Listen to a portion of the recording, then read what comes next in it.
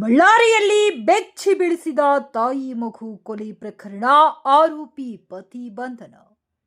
July 30ರಂದು ರಾತ್ರಿ ಬಳ್ಳಾರಿ ನಗರದ ಆಂಧ್ರಾಳ್ ಗ್ರಾಮದಲ್ಲಿ ನಡೆದಿದ್ದ ಪತ್ನಿ ಹಾಗೂ 7 ತಿಂಗಳ ಹೆಣ್ಣು ಮಗುವಿನ ಹತ್ಯೆ ಪ್ರಕರಣವನ್ನ ಪೊಲೀಸರು ಭೇದಿಸಿದ್ದು ಆರೋಪಿ ಪತಿಯನ್ನ ಬಂಧಿಸಿದ್ದಾರೆ. ಪೊಲೀಸರ ಪ್ರಕಾರ 28 ವರ್ಷದ ಹೊನ್ನೂರಪ್ಪ ತನ್ನ ಪತ್ನಿ 24 ವರ್ಷದ ರಾಜೇಶ್ವರಿ ಮತ್ತು 7 ತಿಂಗಳ ಮಗಳು ಅಶ್ವಿನಿಯವರನ್ನು ಸುತ್ತಿಗೆಯಿಂದ ತಲೆಗೆ ಹೊಡೆದು ಹತ್ಯೆ ಮಾಡಿದ್ದಾನೆ ಎನ್ನಲಾಗಿದೆ. ಈ ಘಟನೆಗೆ ಸಂಬಂಧಿಸಿದಂತೆ ಮೃತ ರಾಜೇಶ್ವರಿಯವರ ಸಹೋದರ ಸುರೇಶ್ ನೀಡಿದ ದೂರಿನ ಮೇರೆಗೆ ಎಪಿಎಂಸಿ ಯಾರ್ಡ್ ಪೊಲೀಸ್ ಠಾಣೆಯಲ್ಲಿ ಪ್ರಕರಣ ದಾಖಲಾಗಿತ್ತು. ಬಳಿಕ ತನಿಖೆ ನಡೆಸಿದ ಪೊಲೀಸರು ಆರೋಪಿಯನ್ನ ಬಂಧಿಸಿ ಕೃತ್ಯಕ್ಕೆ ಬಳಸಿದ ಸುತ್ತಿಗೆಯನ್ನ ಜಪ್ತಿ ಮಾಡಿದ್ದಾರೆ. ಪ್ರಾಥಮಿಕ ತನಿಖೆಯಲ್ಲಿ ಪತ್ನಿಯ ಶೀಲದ ಬಗ್ಗೆ ಶಂಕೆ ಹಾಗೂ ಕಿರಿಯ ಮಗಳು ತನ್ನ ಸಂತಾನವಲ್ಲ ಎಂಬ ಅನುಮಾನದಿಂದ ಆರೋಪಿ ಕೃತ್ಯ ಎಸಗಿದ್ದಾನೆ ಎಂದು ಪೊಲೀಸರು ತಿಳಿಸಿದ್ದಾರೆ. ಸುಮಾರು 6 ವರ್ಷಗಳ ಹಿಂದೆ ವಿವಾಹವಾಗಿದ್ದ ಈ ದಂಪತಿಗೆ 3 ಮಕ್ಕಳಿದ್ದರು. ಈ ಘಟನೆ ಇಡೀ ಬಳ್ಳಾರಿ ಜಿಲ್ಲೆಯಲ್ಲಿ ತೀವ್ರ ಆಘಾತ ಮೂಡಿಸಿದೆ. ಪ್ರಕರಣದ ದೋಷಾರೋಪಣಾ ಪತ್ರವನ್ನ ಶೀಘ್ರದಲ್ಲಿ ನ್ಯಾಯಾಲಯಕ್ಕೆ ಸಲ್ಲಿಸಿ ಆರೋಪಿಗೆ ತ್ವರಿತ ಶಿಕ್ಷೆಯಾಗುವಂತೆ ಪೊಲೀಸ್ ವರಿಷ್ಠಾಧಿಕಾರಿ ಡಾಕ್ಟರ್ ಸುಮನ್ ಡಿ ಪನ್ನಿಕರ್ ತಿಳಿಸಿದ್ದಾರೆ. ಇಂತಹ ಮತ್ತಷ್ಟು ಬಳ್ಳಾರಿ ಜಿಲ್ಲೆಯ ತಾಜಾ ಸುದ್ದಿಗಳಿಗಾಗಿ ನಮ್ಮ Ballari daily news Kannada channel ಅನ್ನು ಸಬ್ಸ್ಕ್ರೈಬ್ ಮಾಡಿ, ಫಾಲೋ ಮಾಡಿ. ವಿಡಿಯೋಗೆ ಲೈಕ್ ಮಾಡಿ ಹಾಗೂ ನಿಮ್ಮ ಅಭಿಪ್ರಾಯವನ್ನ ಕಮೆಂಟ್ನಲ್ಲಿ ತಿಳಿಸಿ. ನಿನ್ನೆ ದಿನ ಸುರೇಶ್ ಸನ್ ಆಫ್ ಹೊನ್ನಪ್ಪ ಇವರ ಕಂಪ್ಲೇಂಟನ್ನು ಆಧರಿಸಿ APMC ಪೊಲೀಸ್ ಠಾಣೆಯಲ್ಲಿ crime number 160/2026 under section 103 subsection 1 ಅಡಿಯಲ್ಲಿ PNS ಅಡಿಯಲ್ಲಿ ಒಂದು ಪ್ರಕರಣ ದಾಖಲಾಗ್ತದೆ.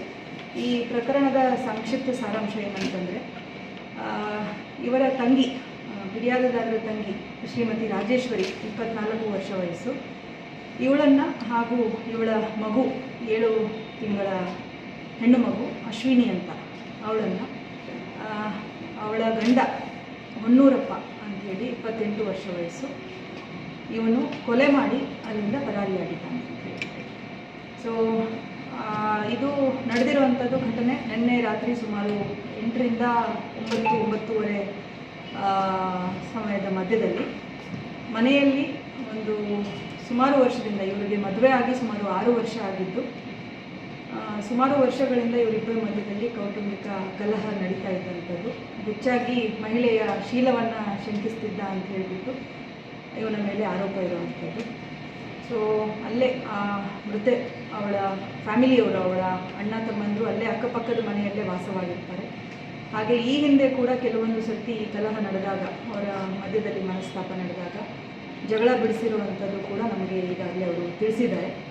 ಸೊ ನಿನ್ನೆ ಅದು ಹೆಚ್ಚಾಗಿ ಅವರಿಬ್ಬರ ಮಧ್ಯದಲ್ಲಿ ಕಲಹ ಹೆಚ್ಚಾಗಿ ಅವನು ಅದಕ್ಕಿಂತ ಮೊದಲೇ ಈ ಒಂದು ಕೃತ್ಯಕ್ಕೆ ಅಂತ ಹೇಳಿ ತೆಗೆದುಕೊಂಡಿದ್ದಂತಹ ಒಂದು ಸುತ್ತಿಗೆ, ಹ್ಯಾಮರ್ ಏನಿರುತ್ತೆ ಅದನ್ನು ಬಳಸಿ ಮಹಿಳೆಗೆ ಹಾಗೂ ಮಗುವಿಗೆ ತಲೆಗೆ ಹ್ಯಾಮರಿಂದ ಹೊಡೆದು ಕೊಲೆ ಮಾಡಿರುವಂಥದ್ದು.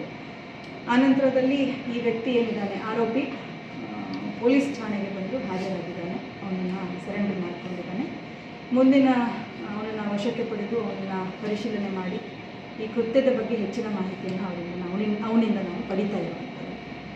ಕೃತ್ಯ ಸ್ಥಳದಲ್ಲಿ ಆರೋಪಿಯ ತಾಯಿ ಶ್ರೀಮತಿ ಲಕ್ಷ್ಮಿ ಕೂಡ ಇದ್ದು, ಅವಳ ಒಂದು ಪಾತ್ರ ಏನಿದೆ ಇದರಲ್ಲಿ ಅನ್ನೋದ್ರ ಬಗ್ಗೆ ಕೂಡ ನಾವು ಹೆಚ್ಚಿನ ಪರಿಶೀಲನೆಯನ್ನು ಮಾಡ್ತಾ ಇದ್ದೇವೆ. ಅವಳ ಪಾತ್ರ ಕಂಡು ಬಂದರೆ ಅವಳನ್ನು ಕೂಡ ನಾವು ಪ್ರಕರಣದಲ್ಲಿ 2ನೇ ಆರೋಪಿಯಾಗಿ ಪರಿಗಣಿಸ್ತೇವೆ. ಈಗಾಗಲೇ ವಶಕ್ಕೆ ಪಡೆದು ಇಬ್ಬರನ್ನು ಪ್ರಶ್ನೆಗೊಳಪಡಿಸ್ತಾ ಇದ್ದೇವೆ.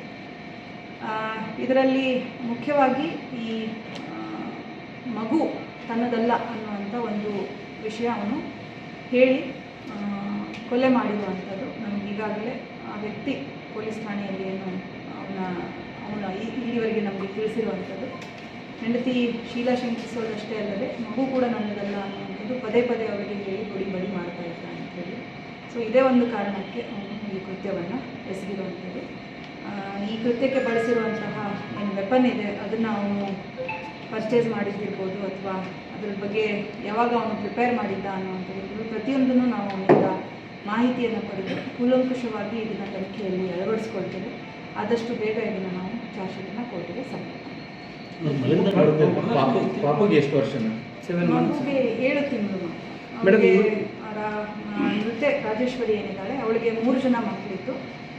ಮೊದಲು ಮಗು 4 ವರ್ಷ, ಎರಡನೇ ಮಗು 2 ವರ್ಷದ್ದೇನೋ ಇದೆ, ಇದು 3ನೇ ಮಗು 7 ತಿಂಗಳು. ಅವರು ಮಲಗಿದಾಗ ಹೊಡೆದಿದ್ದಾರೆ.